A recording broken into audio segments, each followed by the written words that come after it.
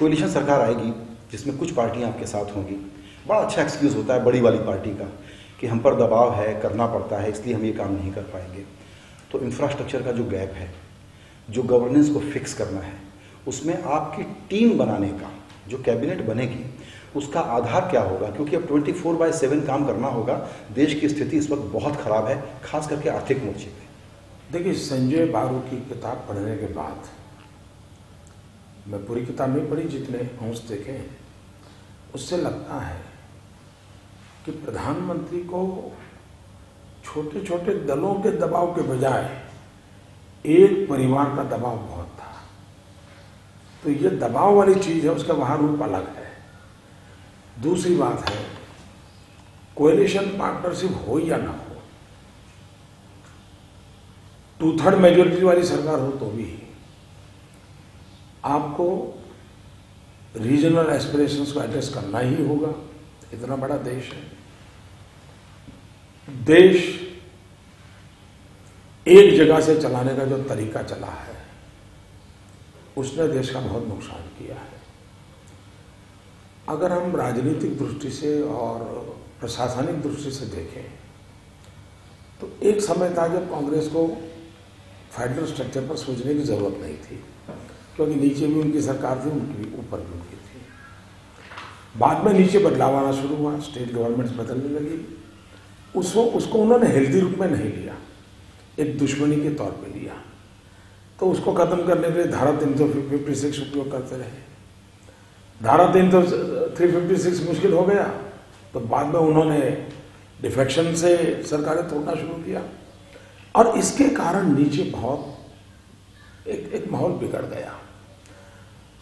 केंद्र में बैठी हुई सरकार की सोच होनी चाहिए टीम इंडिया। पहली बार ये कैसा हुआ है कि देश की राजनीति के केंद्र में एक ऐसा व्यक्ति आज आया है जिसको राज्य का चलाने का बहुत अनुभव है। केंद्र से उसको क्या परेशानियां होती है उसने बराबर झेली है। उसके लिए वो इंसान राज्यों की समस्याओं को बहुत अच्छी तरह समझ सकता है, उसको मदद कर सकता है। तो टीम इंडिया का मेरा मतलब है प्रधानमंत्री and all the chief ministers. ये टीम इंडिया अगर सोच करके चलती है, देखते ही देखते देश बदलना शुरू हो जाए। सर, ये बहुत नया सुझाव है और बहुत लोग इस पर डिबेट कर रहे हैं कि ये कैसे होगा। एक प्लानिंग कमीशन है, एक नेशनल डेवलपमेंट काउंसिल है, तो ये जो पीएम सीएम की टीम बनेगी ये एक एडवाइजरी बॉडी होगी या इसकी कोई एक स्टेटस होगी जिसमें कि जो फैसले होंगे वो आपकी केंद्रीय मंत्रिमंडल लागू करेगी ही? आज क्या है, आज कम्युनिकेशन ही नहीं है, चिट्ठी चपाटी से चल रहा है। मीटिंग ऑफ माइंड, टीम का मतलब कोई कॉन्स्टिट्यूशनल लिखी पट्टी नहीं होती है, मीटिंग ऑफ माइंड। आप इसको एक राजनीतिक परामर्श बॉडी बनाएंगे? इसको ये सब पॉलिटिकल वर्ड जो देना है दीजिए। It's like a family like environment जिसमें सब मिल करके हर एक की भलाई की। छोटा घर का बच्चा होगा तो उसकी भी चिंता होती होगी, घर में कोई बीमार व्यक्ति होगा तो उसकी भी चिंता होगी, जो ज़्यादा कमाता होगा उसकी जिम्मेवारियों की चर्चा होगी। एक फैमिली लाइक एनवायरमेंट, सब राज्य और केंद्र मिलकर के हम एक परिवार है। हम यहाँ बैठे हैं, आप वहाँ बैठे हैं, हम हुक्म चलाएंगे, आप अनुमान करेंगे, हम देंगे, आप मांगेंगे। ये कल्चर देश को नहीं चलेगा। क्या आप आर्थिक मंत्रालय, सारे महत्वपूर्ण मंत्रालय जिससे देश के राजकाज को फिक्स करना है, आप दबाव में आएंगे और गठजोड़ के सहयोगियों को दे देंगे? उदाहरण के लिए रेल, या जिनको हम लोग बदनाम करते हैं, बदनाम हुई हैं एटीएम मिनिस्ट्रीज बोल करके, क्या आप उस पर कोई समझौता करेंगे? पहली बात है, कौन किसके पास क्या जाएगा इसके विषय में आज चर्चा करना बहुत जल्दी है और वो अच्छा भी नहीं लगता, करना भी नहीं चाहिए। लेकिन भारतीय जनता पार्टी और मैनिफेस्टो और हमारी नरेंद्र मोदी की सोच क्या है, मैं मानता हूं भारत के विकास के जो अत्यंत महत्वपूर्ण पहलू है उसमें एक रेलवे बहुत बड़ा महत्वपूर्ण पहलू है। हमने रेलवे को सिर्फ पैसेंजर सेवा का ही माध्यम माना। रेलवे को हमने हिंदुस्तान का ग्रोथ इंजन बना सकते हैं, रेलवे को देश का ग्रोथ इंजन बना सकते हैं। और रेलवे की ऐसी व्यवस्था है जो राज्य के विकास को और केंद्र के विकास को जोड़ने की एक बहुत बड़ी लिंक बन सकता है।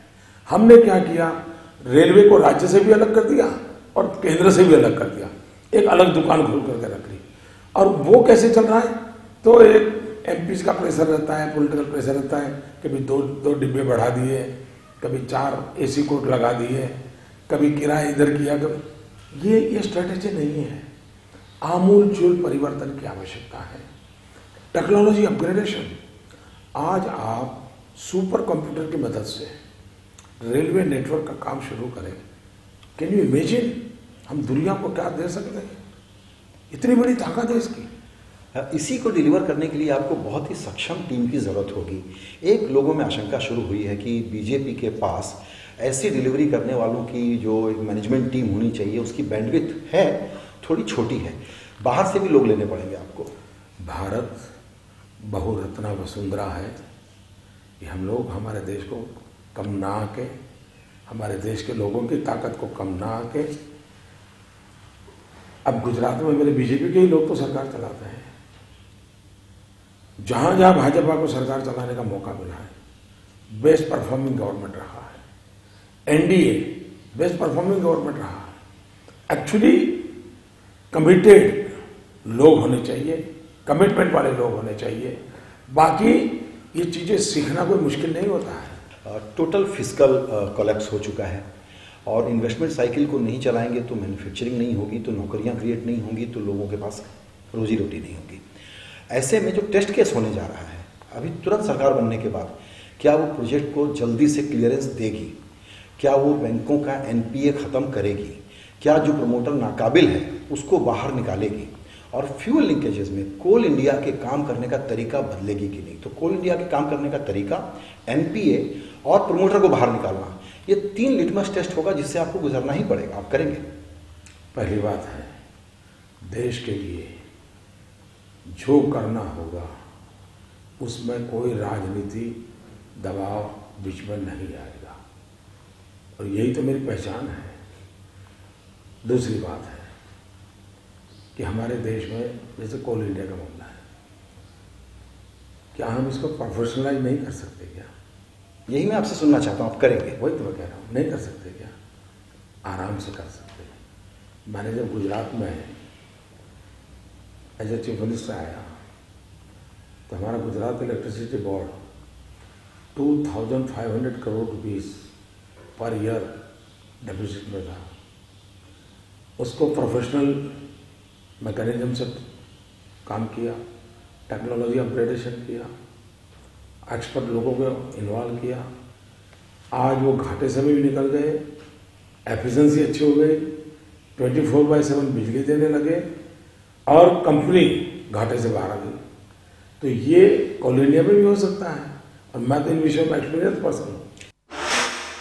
मेरा कहना है कि भारत की पॉलिटिक्स को अगर क्लीन करना है तो जो सबसे बड़ा क्रोनिज्म है वो पीएसयू सेक्टर में है। वहाँ पर प्रोफेशनल मैनेजमेंट एक बात है, लेकिन मूल टेस्ट है कि आप कुछ बड़े ऑर्गेनाइजेशंस को प्राइवेटाइज करेंगे कि नहीं करेंगे, और ये आपका राजनीतिक संकल्प बताएगा।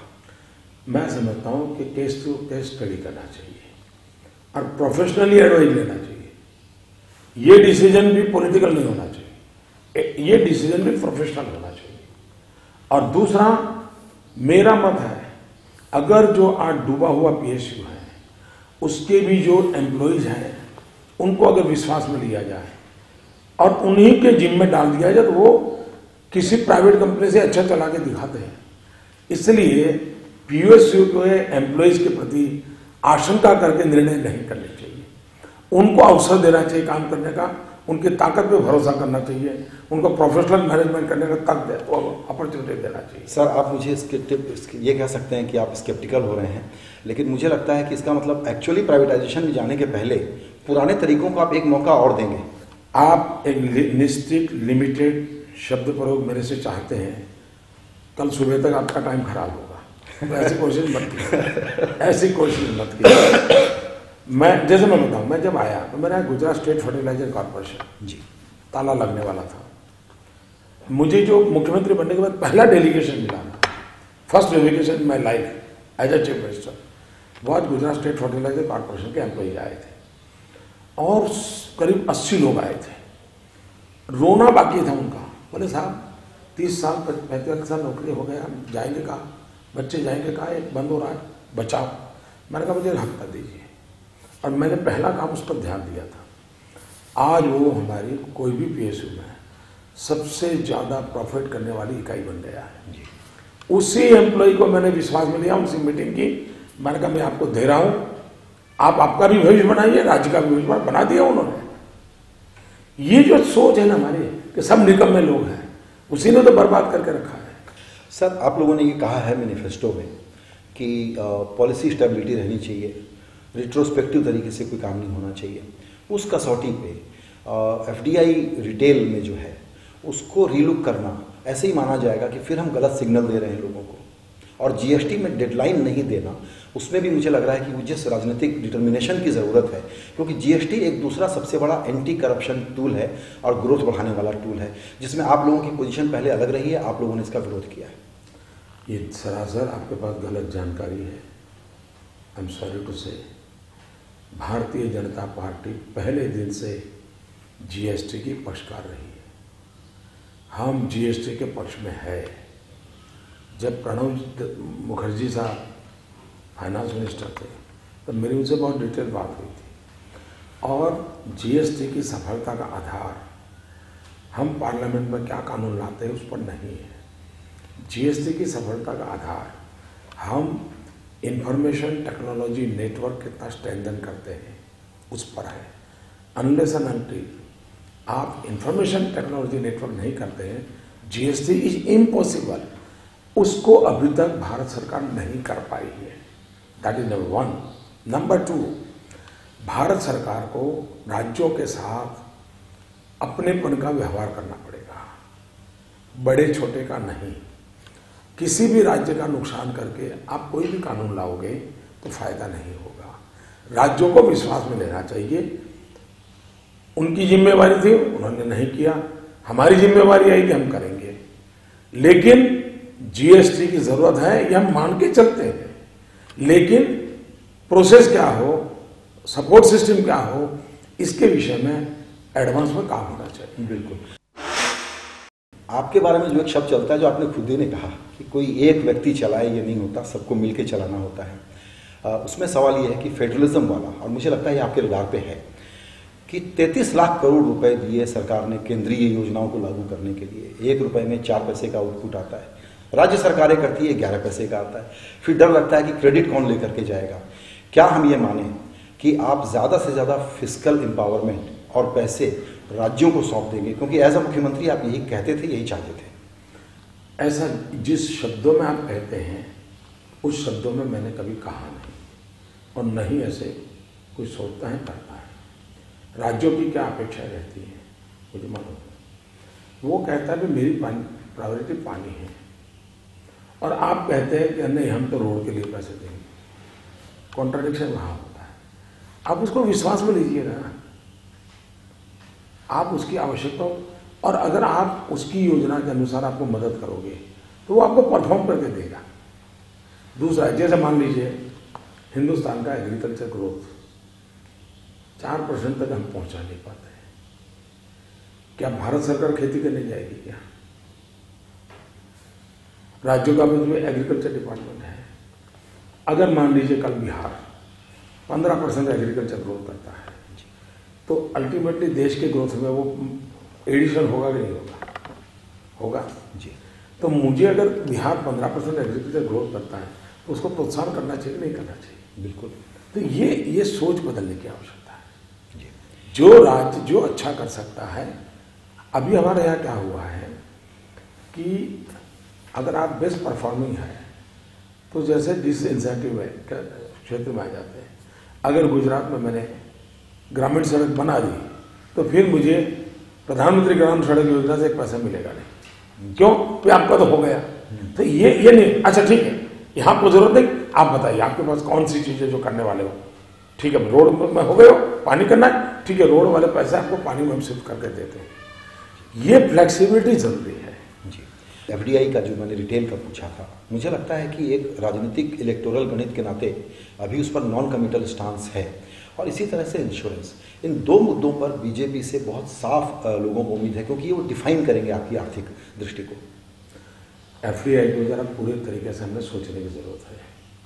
हमने ये कहा है कि हिंदुस्तान के मैन्युफैक्चरिंग सेक्टर को भी हमने प्रोटेक्ट करना पड़ेगा।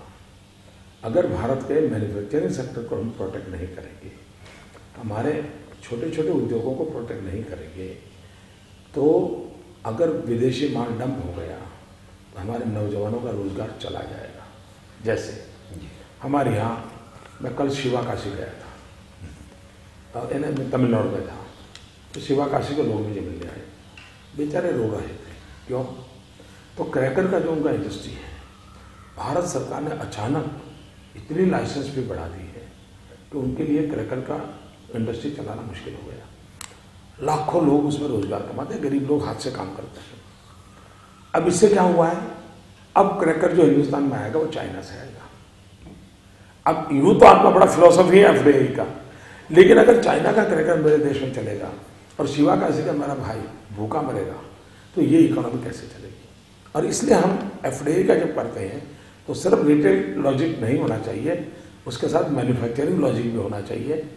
छोटे छोटे लोग जो रोजी रोटी कमाते हैं उनका प्रोटेक्शन भी होना चाहिए, और उसमें से एक होलिस्टिक अप्रोच के साथ आगे बढ़ना चाहिए। विदेश नीति, अमेरिका से जैसे संबंध रहे, लेकिन उसके बाद वो सिग्नल दे रहा है, और नैन्सी पॉवेल को हटाना एक सिग्नल है। अमेरिका के साथ भारत सबसे ज़रूरी पार्टनर है, लेकिन इस वक्त की सरकार का संबंध, हमारे देश का संबंध अमेरिका से बिल्कुल खराब परिस्थिति में पड़ा हुआ है। आप इसको कैसे रिपेयर करेंगे? पहली बात यह है कि आज से 25 साल पहले का एक्सटर्नल अफेयर्स मिनिस्ट्री का रोल और आफ्टर दिस ग्लोबलाइजेशन एरा बहुत बदल चुका है। आज डिप्लोमेसी के जो पहले के पैरामीटर्स थे वो न के बराबर हो गए हैं। आज predominantly trade, commerce and technological support, इन्हीं चीज़ों के आसपास वैश्विक संबंध ज़्यादातर बन रहे हैं। भारत की भलाई में भी ट्रेड, कॉमर्स एंड टेक्नोलॉजी, उसमें हम देश के लिए जो भी अच्छा ला सकते हैं वो हमारी प्रायोरिटी होनी चाहिए। तो सर, आप सिद्धांत रूप में वही कह रहे हैं कि कॉमर्स अलग, विदेश मंत्रालय अलग, वित्त मंत्रालय के कुछ काम अलग, इन सबको एक जगह लाके कोऑर्डिनेट करने की जरूरत है, इसीलिए मंत्रालय का रिस्ट्रक्चर एक बहुत अच्छा सुझाव है। पहली बात है कि कभी कभार एक परिवार 6 कमरों में अगर रहता है तो परिवार को एक करने के लिए 6 कमरे तोड़ करके कमरा बनाने की जरूरत नहीं होती है। सब्सिडी पे राइट बेस्ड पॉलिटिक्स का एक दौर चला, और चूंकि आप लोगों ने भी फूड सिक्योरिटी की बात कही है, मुझे लगता है कि चुनाव जीतने तक तो ठीक है, लेकिन उसके बाद गरीबों के नाम पर सब कुछ जस्टिफाइड है, इनफिशिएंट पैसा खर्चा करना, इस पर एक सीरियस थिंकिंग की जरूरत है। आप करेंगे? पहली बात है, हिंदुस्तान की तिजोरी पर गरीबों का ही अधिकार है और गरीबों का ही अधिकार रहेगा। ये हमारा कमिटमेंट है, हमारा कन्विक्शन है, उसमें कोई कॉम्प्रोमाइज नहीं होगा। लेकिन अप्रोच हमारा ये रहेगा कि गरीब जल्दी से जल्दी गरीबी से बाहर आने का उसको मदद मिले। गरीब को गरीब रखने का अप्रोच नहीं रहेगा, लेकिन पैसों पर हक गरीब का रहेगा, भारत की पूरी संपत्ति पर अधिकार गरीब का ही रहेगा, और सरकार, संसाधन, गरीब सब मिलकर के लोगों को भी गरीबी से बाहर निकालेंगे, देश को भी गरीबी से बाहर निकालेंगे। मैंने कोशिश तो ये की थी सर, जब तैयारी कर रहा था, कि मैं टोपी, माफ़ी, वन मैन डिविजिव, इस पर आपसे बात नहीं करूंगा, क्योंकि आप बहुत इंटरव्यू दे चुके हैं। लेकिन कुछ ज़रूरी बातें हैं सर। उसमें पहला ये है कि मैंने जैसे ऑब्जर्व किया, आपने सद्भावना यात्रा, सुप्रीम कोर्ट के फैसले के बाद आपका एक बयान, उसके बाद ये कहना कि हिंदू और मुसलमान को गरीब से लड़ना है, फिर ये कहना कि कहाँ से ज़्यादा हज यात्री जाते हैं, आपने एक बहुत सटल लेकिन अच्छी मुस्लिम आउटरीच की कोशिश की। लेकिन चुनाव जहाँ पहुँच गया है, जैसा पोलराइजेशन हो गया है, उसमें मुस्लिम एंग्जाइटी को एड्रेस करने की जो ज़रूरत है, आपने अपना वो पूरा काम कर लिया है क्या सर? पहली बात है, वो मैंने शुरू ही नहीं किया है, और न ही मैं वो कभी करने वाला, और न ही मुझे वो ज़रूरत है। मैं इसका घोर विरोधी हूँ। मुझे अगर रीच करना है तो गुजरात में मेरा एक ही मंत्र रहता था, 6 करोड़ गुजराती। देश के लिए मेरा मंत्र है 125 करोड़ देशवासी। हिंदू, मुसलमान, सिख, ईसाई, ये टर्मिनोलॉजी से देश तंग आ चुका है। अब देश को एक ही टर्मिनोलॉजी होनी चाहिए। नौजवान, गरीब, किसान, गांव, शहर, शिक्षा, आरोग्य, इसी टर्मिनोलॉजी पर देश को चलाना चाहिए। सर, ये आप कहते हैं, लेकिन आपकी पार्टी सोनिया गांधी बुखारी से मिलें तो बड़ा एतराज़, राजनाथ सिंह कल्बे जवाद से मिलें तो उसको जस्टिफाई करती है। हमारी तरफ से किसी को मिलने के संबंध में बयान नहीं आया है, उनके बयान के संबंध में बयान आया है। बयान ये आया कि पर्टिकुलर कम्युनिटी को कहा गया कि आप इकट्ठे होकर के मिल करके वोट करें। ये भारत के संविधान के खिलाफ है, इलेक्शन के रूल्स एंड रेगुलेशन के खिलाफ है। लेकिन सबको मिलना चाहिए, 100 जगह पे जाना चाहिए, कुछ गलत नहीं है। मैं तो चाहूंगा सोनिया जी ईसाइयों को भी मिले, मुसलमानों को भी मिले, मुसलमानों में जितने तबके हैं सबको मिले। लोकतंत्र में तो ये जिम्मेवारी का हिस्सा है। तो कोई मिलता है उसको बुरा हमने नहीं कहा। आप मैसेज क्या देना चाहते, बोलते क्या है, उस पर चिंता का विषय है। आपके लिए चूंकि पूरे देश को आप संबोधित कर रहे हैं, लेकिन आफ्टर ऑल बनारस में एक चुनाव लड़ना है और जाहिर है कि आपको सब मतदाता के पास जाना है, जिसमें आप जाएंगे किसी एक के पास, लेकिन हम देखेंगे कि हिंदू के पास गए, मुसलमान के पास गए। बनारस के मुस्लिम मतदाताओं से आप क्या कहेंगे? फिर एक बात, मैं उस पाप को कभी नहीं करूंगा। मैं न हिंदू को कुछ कहूंगा, न मैं मुसलमान को कुछ कहूंगा। मैं मेरे देश के 125 करोड़ भाइयों बहनों से कहूंगा, अगर उनको मेरी बात जचे तो मेरे सराहों पर, उनको न जचे तो मेरी बात के लिए इंतजार करें। मैं ये तोड़ने वाली राजनीति का शिकार होना नहीं चाहता हूँ। मैं चुनाव हार जाऊँ मुझे मंजूर है, मैं पूरी तरह से खत्म हो जाऊँ मुझे मंजूर है, लेकिन मैं मानता हूँ सेकुलरिज्म के नाम पर देश को तोड़ा गया है, भाई भाई को बांटा गया है। हम सब देशवासी एक हैं, यही मंत्र को लेकर मुझे चलना है। गुजरात में मुझे सफलता मिली है, देश में भी मिलेगी। ये एक अहम सवाल है सर, क्योंकि महंगाई, भ्रष्टाचार और बैड गवर्नेंस, ये मुद्दे आप लोगों की तरफ से हाईलाइट हुए। भ्रष्टाचार के मसले में मुझे लगता है कि आपने चूंकि जिक्र किया है तो उस पर मैं दोबारा आना चाहूँगा कि फास्ट ट्रैक कोर्ट बनने चाहिए। 1 साल के भीतर जो क्रिमिनल पॉलिटिशियंस हैं, नहीं हैं, जो भी इल्ज़ाम हैं उन पर साफ सफाई हो जानी चाहिए। मेरे ख्याल से ये एक कंपोनेंट है। आप अगर आ जाते हैं सत्ता में तो उसके बाद भ्रष्टाचार के खिलाफ मुहिम का सबसे बड़ा पहला टूल, सबसे पहला दौर क्या होगा? इसको जरा अलग ढंग से अपन सोचें। हमारे देश में बहुत बड़ी चिंता का विषय है राजनीति का अपराधीकरण।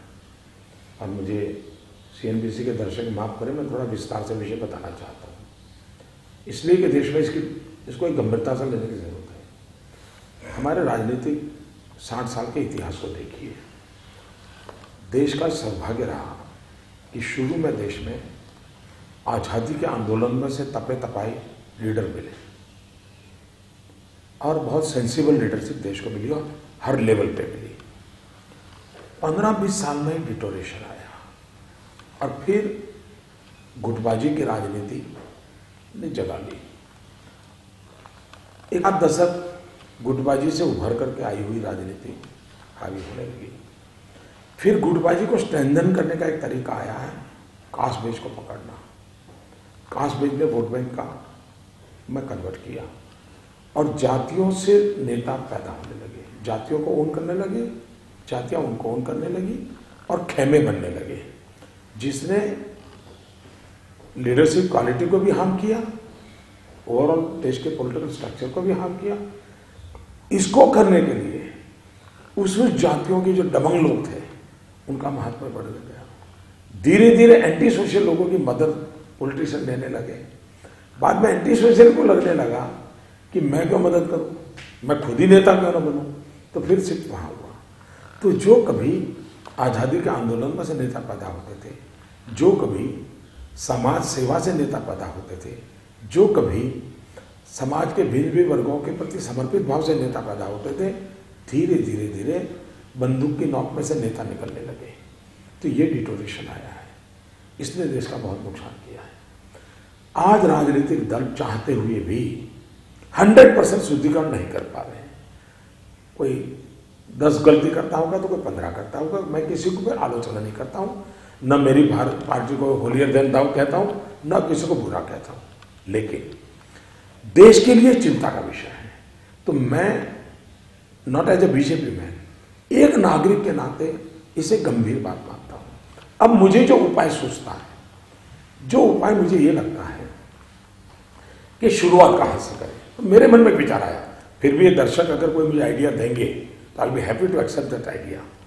मेरे मन में विचार आया कि इस बार जो पार्लियामेंट बनेगी उसमें जितने भी चुन करके आएंगे, उन्होंने अपने नॉमिनेशन फाइल में एफिडेविट किए हैं, उन पर कितने क्रिमिनल केसेस हैं लिखा है, उन सबको हम सुप्रीम कोर्ट को दे देंगे।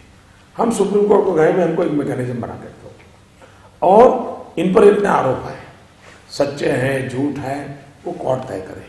लेकिन ये लटकती तलवार नहीं रहनी चाहिए।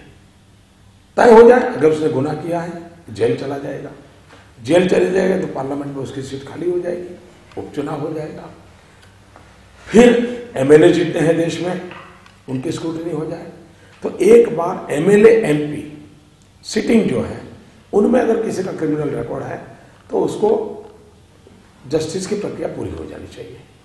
गुनाह किया होगा तो सजा होगी, नहीं किया होगा तो उसके बाद जिन्होंने नामांकन भरा है, जीते हो या हारे हो, उन सबको लेना चाहिए हाथ में और फिर कोर्ट में उसका काम करना चाहिए। उसके बाद कॉर्पोरेशन लेवल पे, पंचायत लेवल पे एक बार अगर हमने, अब देखिए 2019 महात्मा गांधी को 150 हो रहे हैं। महात्मा गांधी को अगर हम अपराध मुक्त राजनीति, ये उनकी 150वीं जयंती पर अगर देते हैं, शुद्धिकरण की प्रक्रिया वाली राजनीति, मैं मानता हूं गांधी जी को हम बहुत बड़ी श्रद्धांजलि देंगे। मेरे मन का इरादा है और मैं मीडिया से प्रार्थना करता हूं, देशवासियों को प्रार्थना करता हूं कि मुझे इसमें मदद भी करें, गाइड भी करें। ये हो सकता है, ये हाथ ऊपर कर लेने वाला मामला नहीं हो सकता है, शुरू करना है ऐसा मेरे मन में विचार है। आपकी एक इमेज है बिजनेस फ्रेंडली की, मुझे लगता है अच्छी इमेज है। इसका एक दूसरा इंटरप्रिटेशन हो सकता है कि ये कॉर्पोरेट्स के लिए कुछ भी कर देते हैं। मेरा सवाल ये है कि कोई भी कॉर्पोरेट आपको टेकन फॉर ग्रांटेड ले पाए, वो दिल में जानता है कि नहीं ले सकता। आप किसी के हाथ इस्तेमाल हो जाएं, ये इस देश के हर सो कॉल्ड क्रोनी कैपिटलिस्ट को पता है। ये बात आप एक बार हमारे सामने कह भी दीजिए सर। देखिए, हिंदुस्तान के पॉलिटिशियनों में हिम्मत नहीं है कि खुले मंच पे उद्योगकारों के बीच में खड़े रह करके फोटो निकाले। हिम्मत नहीं है। क्यों? भीतर से चोरी है, पाप है। पर्दे के पीछे ये दिन रात उद्योगकारों के साथ ही बैठे रहते हैं। ये मेरे पास पूरी जानकारी है। मैं खुल करके बैठता हूँ क्योंकि मुझे कुछ छुपाना नहीं है, मुझे कोई चोरी नहीं करनी है। इसलिए और जनता के सामने दम करने की जरूरत नहीं है। आप जैसे हैं वैसे देश और दुनिया देखे, इसी में आपकी ताकत है। That is part 1। लेकिन आज अच्छा हुआ, मैं चाहूंगा कि मेरा ये जवाब बार बार अपने दर्शकों को दिखाएं ताकि सच सबके सामने आए। हम vibrant Gujarat global investor summit करते हैं, हर 2 साल में एक बार करते हैं और 2 दिन के लिए करते हैं।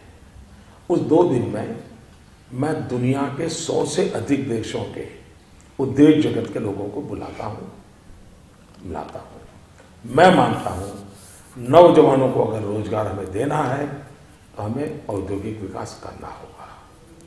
तो ये मैं करता हूं।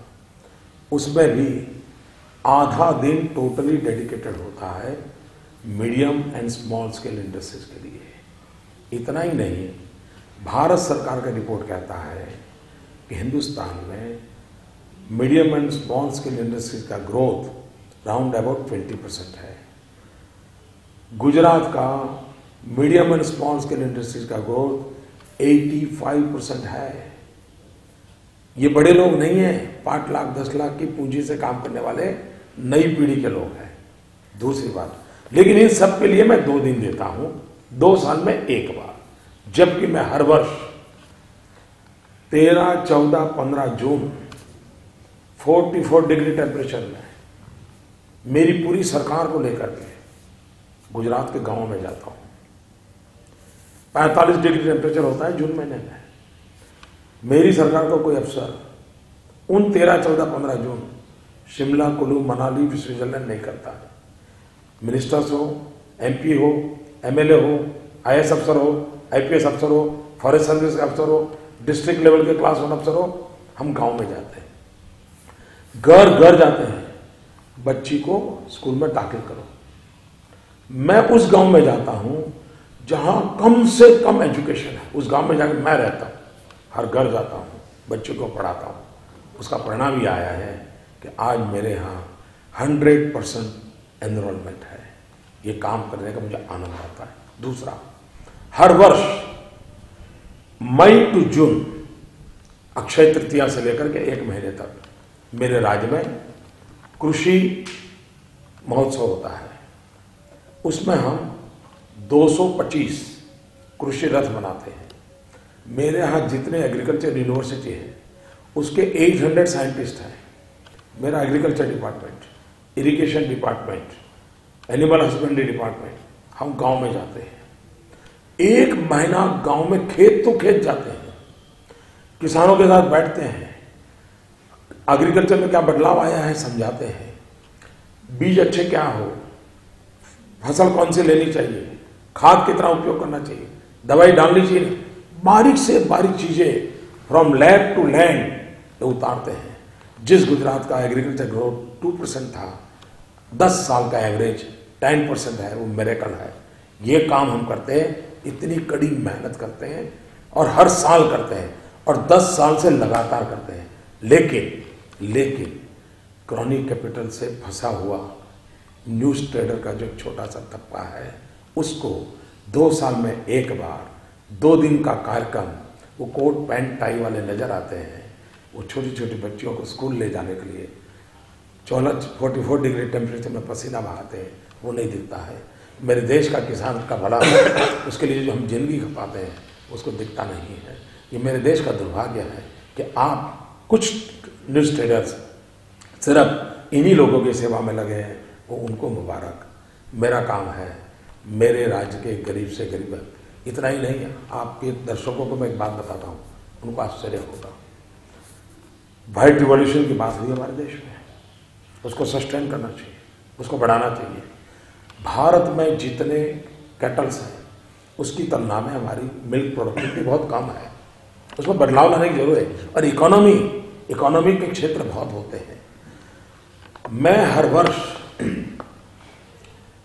हजारों की तादाद में केटल हेल्थ कैंप लगाता हूं, खुद जाता हूं, पशु आरोग्य मेला लगाता हूं और यह कह करता हूं किसी पशु को 3 किलोमीटर से ज्यादा दूर चलना ना पड़े। 3 किलोमीटर के रेडियस में उसको पशु आरोग्य मेला मिले। टॉप मोस्ट डॉक्टर की टीम लेके जाता हूं, मैं खुद जाता हूं। पशुपालन के लिए हमारे देश में पशुपालन महिलाएं करती है। महिलाओं को 3 दिन वहां ट्रेनिंग दी जाती है। सारे पशुओं का ऑपरेशन, ट्रीटमेंट सब किया जाता है। हिंदुस्तान में आज कई राज्य ऐसे हैं कि जहां मनुष्य का भी कैटरेक्ट का ऑपरेशन नहीं होता है, मोतिया बिंदु का ऑपरेशन नहीं होता है। मेरे राज्य में लाखों पशुओं के मोती बिंदु के ऑपरेशन में करवाता हूं। हमारे देश में पशु के डेंटल ट्रीटमेंट के लिए किसी ने सोचा नहीं है। मेरे राज्य में पशु का डेंटल ट्रीटमेंट होता है। आज अमीर घराने के लोग कहीं ऑपरेशन करवाना हो तो खून बह न जाए, इसलिए लेसर टेक्नोलॉजी से ऑपरेशन करवाते हैं अमीर घराने के। मेरे गुजरात के मेरे एनिमल हस्बेंड्री फील्ड के वेटरनरी डॉक्टरों को मैंने अमेरिका भेजा, उनको एजुकेट किया। आज मेरे राज्य में कैटल का ऑपरेशन मैं लेसर टेक्नोलॉजी से करके पशु की जिंदगी को बचाता हूं। मेरे इन प्रयासों का परिणाम यह है कि 122 डिसीज जो पिछले 6 साल में टोटली हमने इरेडिकेट किया, कितना बड़ा जीवदया का काम किया है। उसका परिणाम क्या हुआ? मेरे यहां 86% मिल्क प्रोडक्शन में इंक्रीज हुआ है। ये काम गुजरात में होते हैं। आपको 5-15 कोट पैंट टाई वाले दिखते हैं, ये चुनावी नारे हैं। इन्हीं लोगों ने तो देश को बर्बाद किया है। दूर का देख नहीं पाते, सोच नहीं पाते और भारत के गरीब का भला नहीं कर पाते।